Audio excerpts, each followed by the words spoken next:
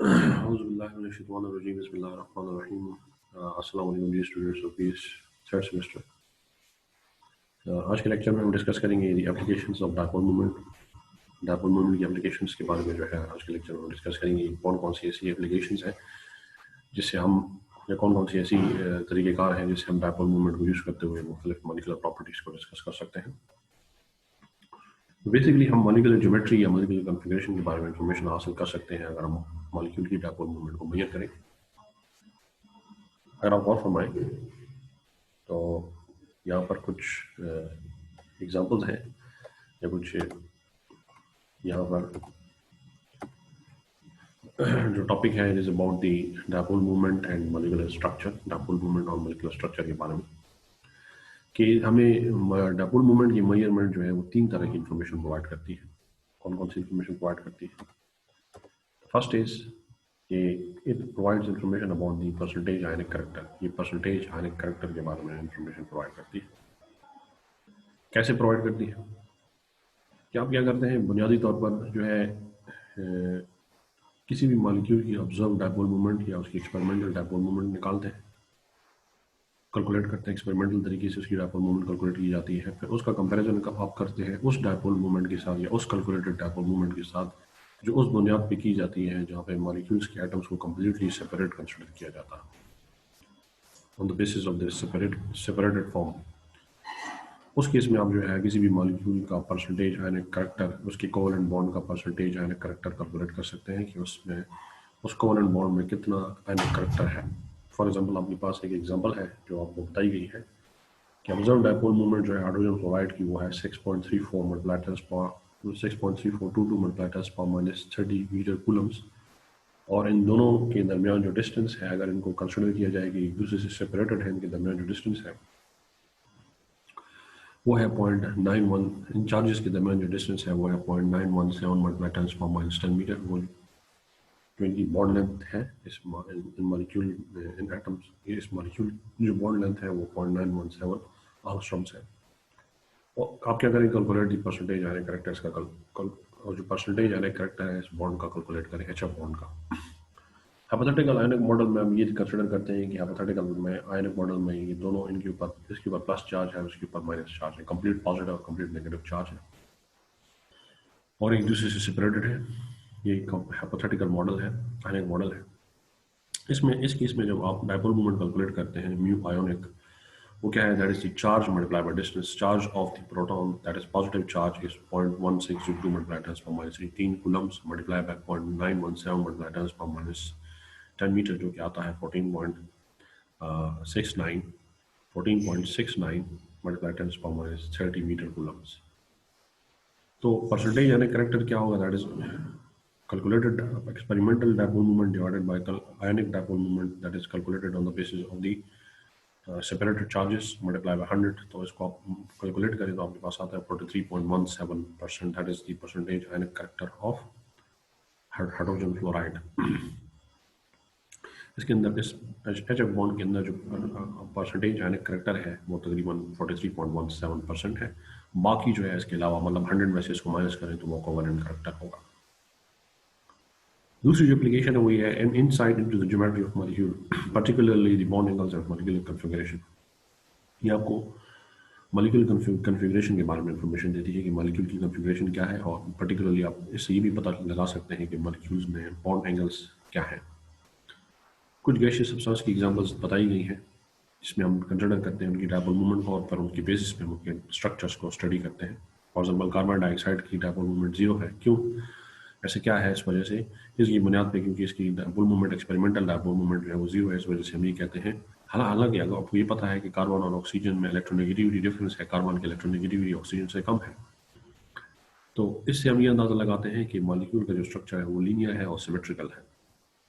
इस dipole movement की measurement से हमें ये चीज़ पता चलती है कि मॉलिक्यूल का जो स्ट्रक्चर है वो लीनियर भी है और सिमेट्रिकल भी है, क्योंकि इस केस में आपके पास दो बॉन्ड मूवमेंट जो है, जो कार्बन ऑक्सीजन डबल बॉन्ड के नतीजे में जो बॉन्ड मूवमेंट्स हैं वो एक दूसरे को कैंसिल कर देती हैं अगर हम उनको वेक्टोरियली ऐड करते हैं as a result of vector addition.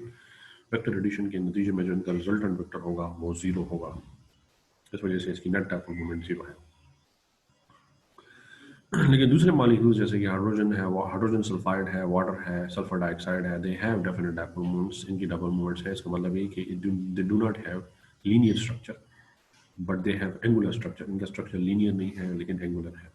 जैसे आप देख सकते हैं कि सल्फर डाइऑक्साइड जो है इसका, सॉरी हाइड्रोजन सल्फाइड जो है इसका जो बॉन्ड एंगल है वो 92 डिग्री है, और इसकी जो डायपोल मूवमेंट एक्सपेरिमेंटली कैलकुलेट की गई है वो 1.10 डी बाइस है, और इसका जो स्ट्रक्चर है वो एंगुलर है। सिमिलरली आपके पास वाटर जो है उसकी भी डायपोल मूवमेंट 1.85 डी बाइस है, और इसका जो सजेस्टेड स्ट्रक्चर है on the basis of its major dipole movement वो एंगुलर है। सिमिलरली सल्फर डाइऑक्साइड की जो डायपोल मूवमेंट है वो 1.61 डी बाइस है, और इसका जो बॉन्ड मूवमेंट है, सॉरी इसका जो डायपोल मूवमेंट जो 1.61 डी बाइस है, तो स्ट्रक्चर इसका एंगुलर है।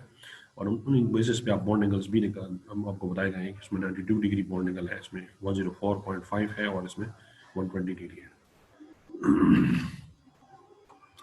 ऐसे कंपाउंड जैसे कि मीथेन है, कार्बन टेट्राक्लोराइड है, इनकी डायपोल मूवमेंट जीरो है, लेकिन हालांकि इनकी डायपोल मूवमेंट जीरो है लेकिन इनका स्ट्रक्चर लीनियर नहीं है, और इनका स्ट्रक्चर जो है वो टेट्राहेड्रल है, जिसकी वजह से इनकी जो बॉन्ड मूवमेंट्स हैं वो एक दूसरे को कैंसिल कर देते हैं, और इनका जो रिजल्टेंट वेक्टर है वो जीरो होता है। और वेक्टर एडिशन से जब आप इनकी बॉन्ड मूवमेंट्स को ऐड करते हैं तो उनका रिजल्टेंट वेक्टर जीरो होता है, जिसकी वजह से इनकी नेट डायपोल मूवमेंट जीरो होती है।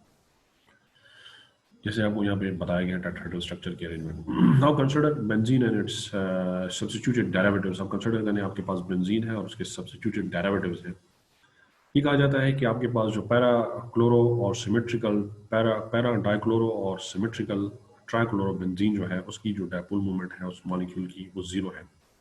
आप देख सकते हैं, आपको नीचे ये बताया गया है इस डायग्राम में, ये जो सॉरी इसमें स्ट्रक्चर्स में, कि पैरा डाइक्लोरो बेंजीन की जो बॉन्ड मूवमेंट है वो भी डायपोल मूवमेंट जो है वो भी जीरो है, और सिमेट्रिकल ट्राइक्लोरो बेंजीन की जो डायपोल मूवमेंट है वो भी जीरो है। बेंजीन को तो वैसे भी जीरो है क्योंकि ये प्लानर स्ट्रक्चर है, इसकी जो डायपोल मूवमेंट है वो जीरो है। तमाम बॉन्ड मूवमेंट्स अपने आप को कैंसिल कर देते हैं, नेट वेक्टर जो है वो जीरो होता है, जिसकी वजह से नेट डायपोल मूवमेंट भी जीरो होती है।